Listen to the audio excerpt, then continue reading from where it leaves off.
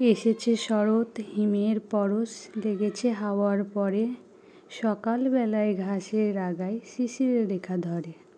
আমলকি বন যেন তার বুক কাঁপে দুরু দুরু, পাতা খসাবার সময় হয়েছে শুরু। আজকে সকালবেলায় এই সহজ পাঠ, আমরা যে ছোটোবেলায় এই কবিতাটা পড়েছিলাম, এখন আর নেই, আমাদের সময় ছিল সহজ পাঠে এই কবিতাটা। তো সকালবেলার ওয়েদারটা দেখে আমার এই কবিতাটা আজ মনে পড়লো, তাই তোমাদের সাথে একটু শেয়ার করলাম।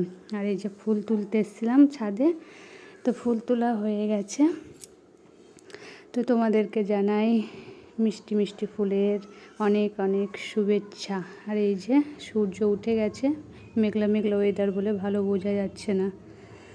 তো চলো এখন যাই আমি নিচে এসে যে চা বসিয়ে দিয়েছি, ছেলেকে পড়াতে এসছে ও স্যার, তাই ওদের জন্য দুধ চাই বানাচ্ছি। ছেলে তো দুধ চা ছাড়া খাবে না, তাই ওর জন্য দুধ চা বাধ্য হয়ে খেতে হয়, নাহলে আমি লাল চাটাই বেশি পছন্দ করি। তো একসঙ্গে আবার কতবার বানাবো, তাই দুধ চাটাই বানিয়ে নিয়েছি।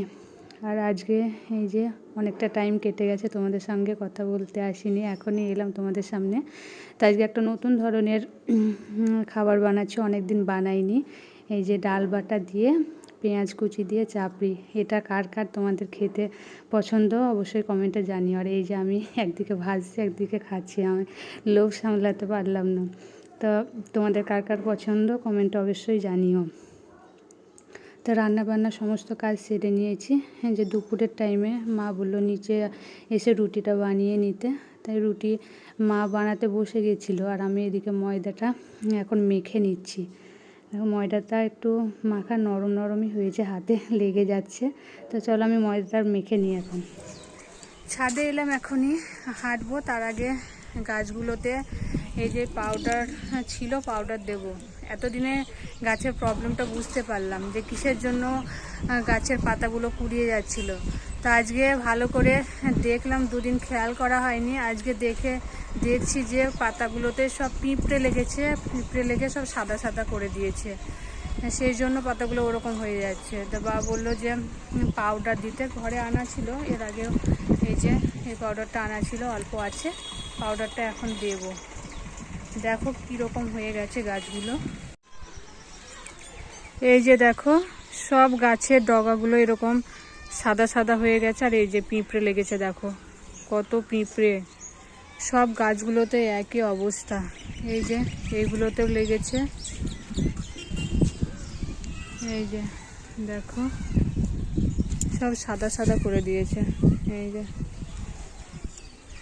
তো এখন এই পাউডারটা দিয়ে নিই, পাউডারটা দিলে পিঁপড়েটা যখন ছেড়ে যাবে তখন হয়তো গাছটা ভালো হবে পাতাগুলো। আবার এই গাছটাতেও দেখছি লেগেছে, এটা পাতাগুলো সেরকম খারাপ হয়নি কিন্তু পিঁপড়ে লেগেছে। তো চলো আমি আগে পাউডারটা দিয়ে নিই, পাউডারটা দেবো, দিয়ে তারপরে হাঁটবো। এই যে দেখো সমস্ত গাছগুলোতে ভালোভাবে পাউডারগুলো দিয়ে দিয়েছি, এই যে সাদা সাদা করে দিয়ে দিয়েছি। দেখা যাক পিঁপড়ে ছাড়ে কিনা, পিঁপড়েগুলো ছেড়ে গেলে আবার গাছগুলো সতেজ হয়ে উঠবে। এই যে সব গাছগুলোতেই দিয়ে দিয়েছি। আর এইদিকে দেখো রজনীগন্ধা গাছটাতেও পিঁপড়ে লেগেছে, ওটাতেও দিয়ে নিলাম। এই যে নিচের দিকে রজনীগন্ধাটা সাদা সাদা হয়ে গেছিলো, তার উপরে এই যে পাউডার দিলাম।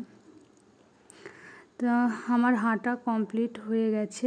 এই যে সন্ধ্যা হয়ে আসছে, এখনও সন্ধ্যা হয়নি, সন্ধ্যা হয়ে আসছে। আর আজকে দেখো, আজকে হচ্ছে রাস পূর্ণিমা, তাই পূর্ণিমার চাঁদটা দেখো গোল থালার মতো দেখতে খুব সুন্দর লাগছে।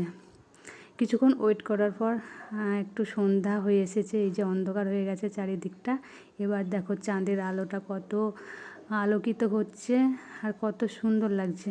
ফোনের ক্যামেরায় হয়তো ভালো বোঝা যাচ্ছে না, কিন্তু খালি চোখে ভীষণ সুন্দর লাগছে।